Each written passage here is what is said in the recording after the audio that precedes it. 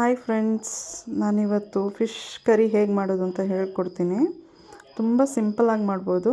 Simple ಸ್ಟೆಪ್ಸಲ್ಲಿ ಹೇಳ್ಕೊಡ್ತೀನಿ, ಬನ್ನಿ. First ಮಸಾಲೆಗೆಲ್ಲ ready ಮಾಡ್ಕೊಳ್ಳೋಣ. ಎಲ್ಲ ಸ್ಪೈಸಸ್ ಆ್ಯಡ್ ಮಾಡ್ಕೊಳ್ಳೋಣ.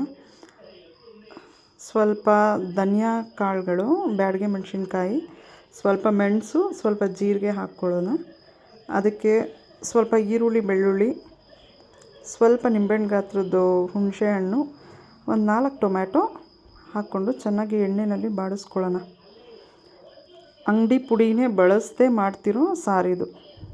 ಇದೆಲ್ಲ ಚೆನ್ನಾಗಿ ಫ್ರೈ ಆದಮೇಲೆ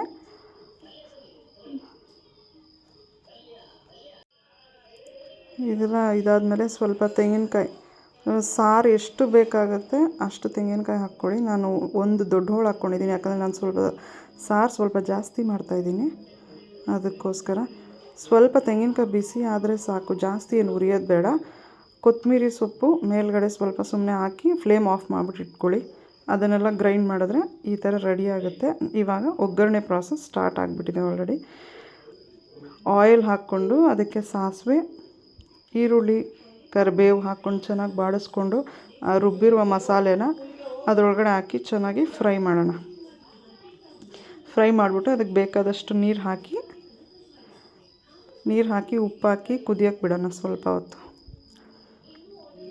ಚೆನ್ನಾಗಿ ಕುದಿ ಬರಬೇಕು. ಆ್ಯಕ್ಚುಲಿ ಅದು ಚೆನ್ನಾಗಿ ಕುದಿ ಬರಬೇಕು. ಕುದಿ ಬಂದ ಮೇಲೆ ಮೀನು ಹಾಕಬೇಕು ನಾವು.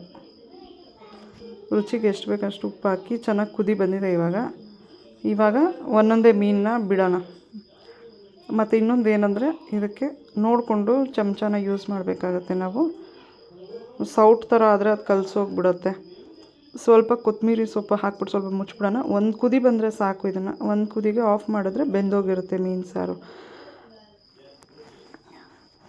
ಸೊ ನೋಡಿದ್ರಿ ಅಲ್ವಾ, ಎಷ್ಟು ಸಿಂಪಲ್ಲಾಗಿ ಈಸಿಯಾಗಿ ಮಾಡಿದ್ದೀವಿ. ಅಂಗಡಿ ಪುಡಿನೇ ಬಳಸಿಲ್ಲ ಇದಕ್ಕೆ, ಎಲ್ಲ ಮನೇಲಿರೋ ಐಟಮ್ಸ್ನೇ ಹಾಕ್ಕೊಂಡು ನಾವು ಇಷ್ಟು ಬೇಗ ರೆಡಿ ಮಾಡಿದ್ದೀವಿ. ಇದನ್ನು ನೀವು ಮುದ್ದೆ ಜೊತೆ, ಅನ್ನದ ಜೊತೆ ಸರ್ವ್ ಮಾಡಿಕೊಂಡು ಬಿಸಿ ಬಿಸಿ ತಿನ್ಬೋದು. ಈ ವಿಡಿಯೋ ನಿಮ್ಗೆ ಇಷ್ಟ ಆಗಿದ್ದರೆ ಫ್ರೆಂಡ್ಸ್, ದಯವಿಟ್ಟು ಸಬ್ಸ್ಕ್ರೈಬ್ ಆಗಿ ನನ್ನ ಚಾನಲ್ಗೆ. ಇದೇ ರೀತಿ ಒಳ್ಳೆ ರೆಸಿಪಿಗಳನ್ನ ನಾನು ಅಪ್ಲೋಡ್ ಮಾಡ್ತಾ ಇರ್ತೀನಿ. ಲೈಕ್ ಮಾಡಿ, ಶೇರ್ ಮಾಡಿ.